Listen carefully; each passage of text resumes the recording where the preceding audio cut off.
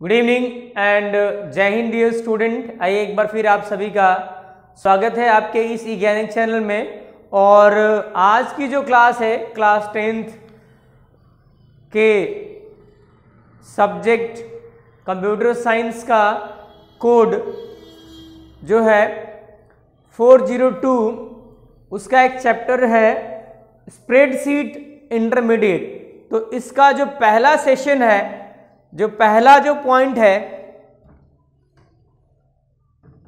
वो आज आपको सीखने को मिलेगा। और ये जो चैप्टर है टर्म 1 के एग्जाम के पॉइंट्स ऑफ व्यू से बहुत ही इंपॉर्टेंट है।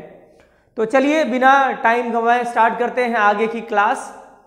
तो अगर आपने अभी तक अपने चैनल को सब्सक्राइब नहीं किया है तो कृपया सब्सक्राइब कर ले, बेल आइकन को प्रेस कर ले ताकि नई अपडेट्स नई वीडियोस आप तक पहुंच सके।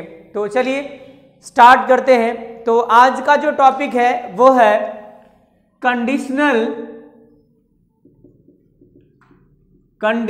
फॉर्मेटिंग। Conditional formatting. तो इस कंडीशनल फॉर्मेटिंग को कैसे हम लोग यूज करते हैं और है क्या ये कंडीशनल फॉर्मेटिंग। तो बात करते हैं सबसे पहले कंडीशन।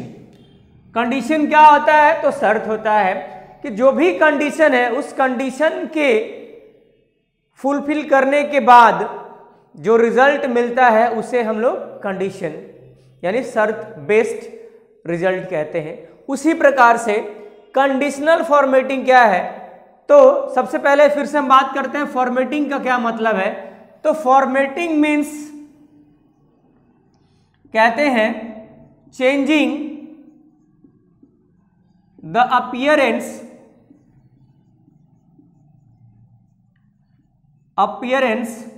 Of text. इसी को कहते हैं फॉर्मेटिंग। तो changing the appearance of a text is called formatting. तो यहां पे बात आ रही है कंडीशनल फॉर्मेटिंग की।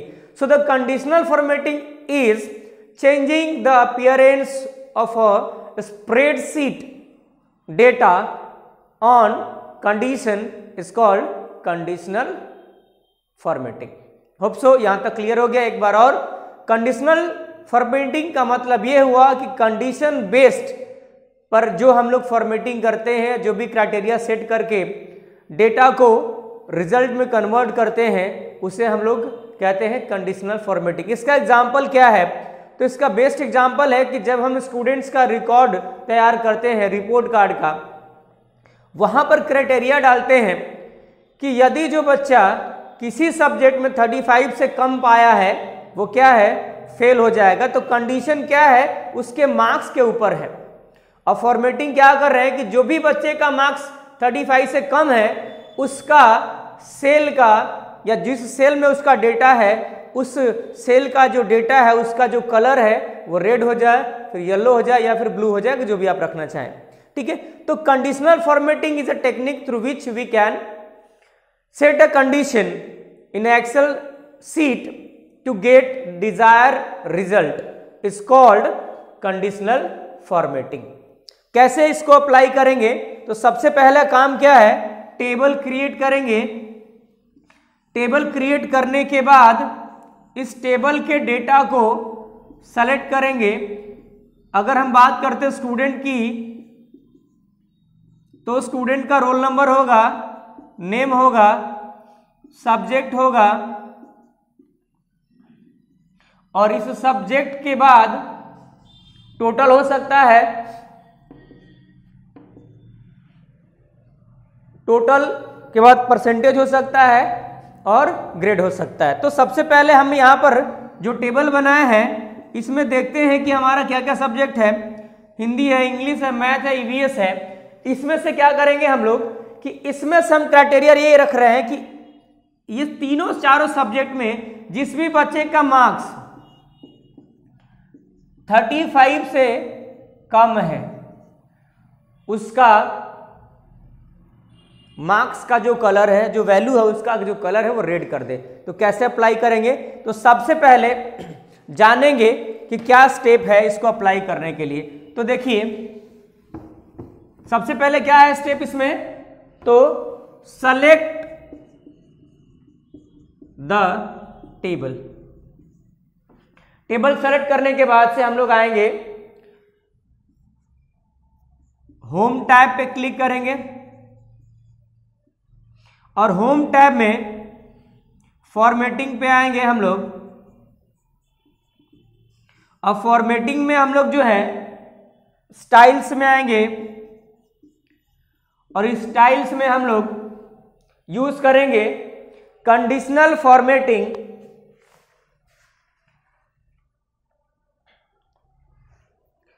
Conditional formatting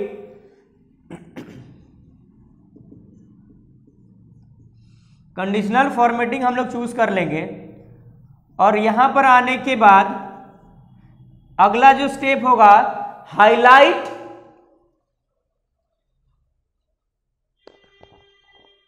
cell rules. अगला जो स्टेप होगा वो होगा हाईलाइट सेल रूल्स और ये हम लोग चूज कर लेंगे। अब उसमें जो है जैसे ये कार्य करेंगे आपके पास एक डायलॉग बॉक्स खुलेगा जिसमें आपसे कंडीशन जो आपको डालनी है वो पूछेगा। तो हमने कंडीशन क्या डालना है, मार्क्स इज लेस देन 35। इस डायलॉग बॉक्स में हम लोग लिखेंगे मार्क्स इज लेस देन 35। तो आगे जो डायलॉग बॉक्स में आया है उसमें कलर शो करेगा, पूछेगा कि उसका कलर क्या आप रखना चाहते हैं। तो वहां से कलर डायलॉग बॉक्स जैसे आप क्लिक करेंगे नेक्स्ट वाले ऑप्शन पे कस्टम फॉर्मेट, तो कस्टम फॉर्मेट पे जैसे क्लिक करेंगे आपके पास डायलॉग बॉक्स आएगा जिसमें आप कलर चूज करेंगे और कलर में जो भी कलर आप देना चाहते हैं उस वैल्यू का आप दे सकते हैं। उसके बाद से ओके करेंगे, आपकी कंडीशनल फॉर्मेटिंग अप्लाई हो जाएगी।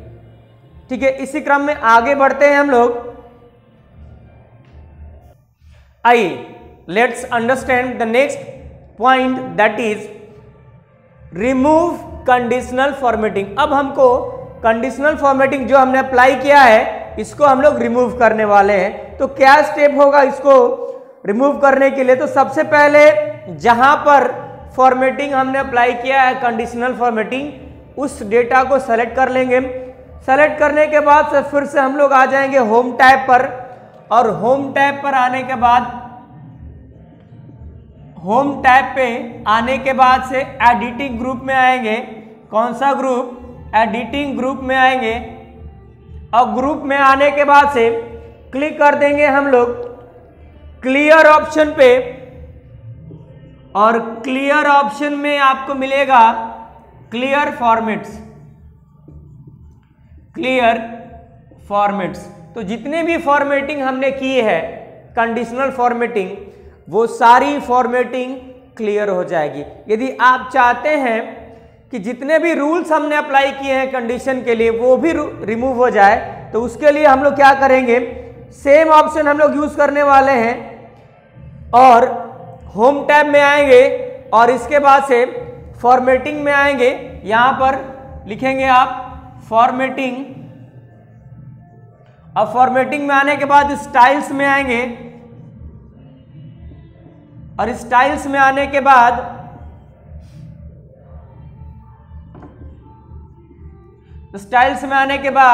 जिस प्रकार से हमने अप्लाई किया था उसी प्रकार से हम क्लिक करेंगे clear rules from selected cell.